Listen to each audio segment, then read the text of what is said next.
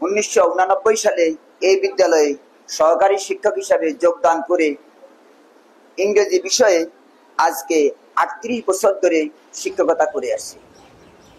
প্রায় 32 বছর ধরে কাগজ এক্সাম পরীক্ষার কাগজ দেখার সাথে আমি জড়িত, বিভিন্ন প্রশিক্ষণে অংশগ্রহণ করেছি।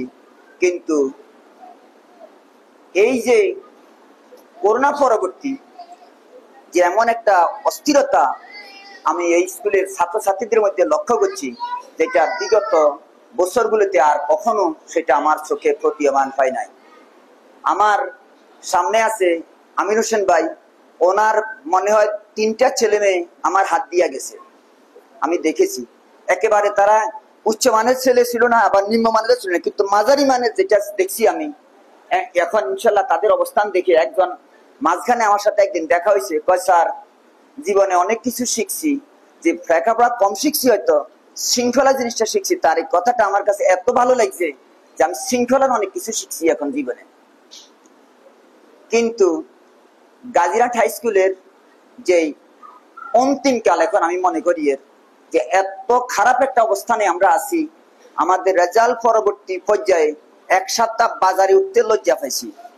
কিন্তু আমি আমার পক্ষ থেকে আমি বলবো, আমার সর্বাত্মক চেষ্টা আমি প্রয়োগ করেছি এই বেচটা থেকে একটা ভালো ফল আশা করার জন্য, কিন্তু ব্যর্থ। এই বেচ যেটা আছে এটা থেকে আমার ফার্স্ট বয় ইংরেজি প্রথম পত্রে পাইছে 25, সেকেন্ড বয় কোথায় ফেল একেবারে এর নিচে, থার্ড যেটা এটা পাইছে 25। এ হইলো আমার সর্বোচ্চ নাম্বার। আমার শিক্ষকতা জীবনে মনে হয় যার রোল নম্বর ছিল 50-এর নিচে, সেও 25 কোনোদিন পায় নাই। তাইলে আপনি চিন্তা করতে পারেন যে কি অবস্থা। অবশ্যই মেয়েদের রেজাল্টটা একটু ভালো, আমি কোথায় থেকে তাদেরকে নিয়ে শুরু করুন, কি করুন। গত ক্লাসে আমার কান্না চলে এসছে, আমি তাদেরকে এইভাবে অনুরোধ করছি, বাবারে তোদের মতো ছেলে মেয়ে আমারও আছে, আমার একটা মাত্র ছেলে। আমি চাই যে আগামী 2টা বছর আমার চাকরি আছে, আর শুধুমাত্র 2 বছর 2 মাস আমি স্কুলের সাথে জড়িত আছি, আল্লাহ যদি জীবিত রাখে তাহলে থাকবো। আমি আমার সন্তান মনে করে, আপনারা জিজ্ঞাসা করেন, আমি আমার সন্তান মনে করে তোদেরকে 2টা বছর তোকে খেদমত করতাম চাই। এই 2টা বছর খেদমত করুন, তোরা একটু বইয়ের লগে ধর।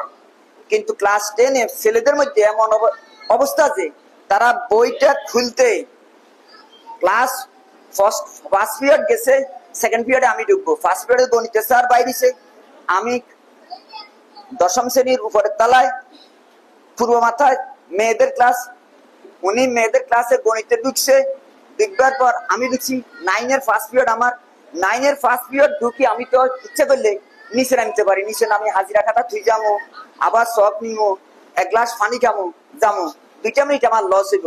আল্লাহর কসম আমি এই হাজিরা খাতাটা হাতে নিয়ে, চক ডাস্টার হাতে নিয়ে 4-5টা চকের গোছা লই যাই, আমি যাইয়া ক্লাস 10-এ ঢুকি, বাড়িবার সুযোগ দিই না। কিন্তু যাইয়া দেখি যে সে বইটা বাইর করে নাই। এই পর্যন্ত আমি আমার সভাপতিকে সাক্ষী করে বলতে চাই, আমি ক্লাস 10-এর ছেলে মেয়েদের ইনশাল্লাহ অনেক ভালো, মেয়েদের থেকে আমি ভালো কিছু আশা করি বা করাইতে পারবো, এই বিশ্বাস আমার আছে।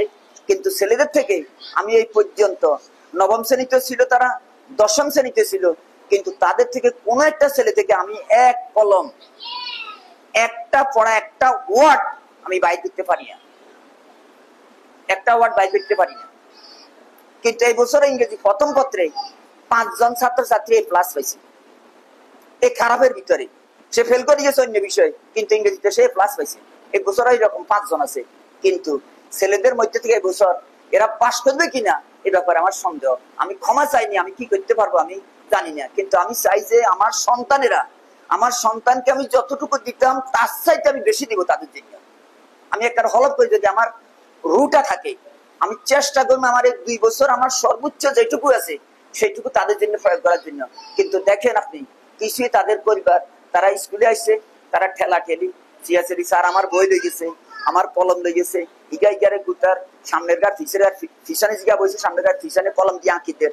তো আমি কি এগুলা দেখাশোনা করব না? তার বই আনছে নি, বই আনছে প্রতিদিন, তারা বই নাই, ফিডাইয়ের বইয়ের জন্য ব্যর্থ ছাই দিছি, আবার ব্যর্থ হচ্ছি। কিন্তু আমি সন্ধিয়ান ক্লাস 10-এর ছেলেদেরকে আমি কি করতে পারো,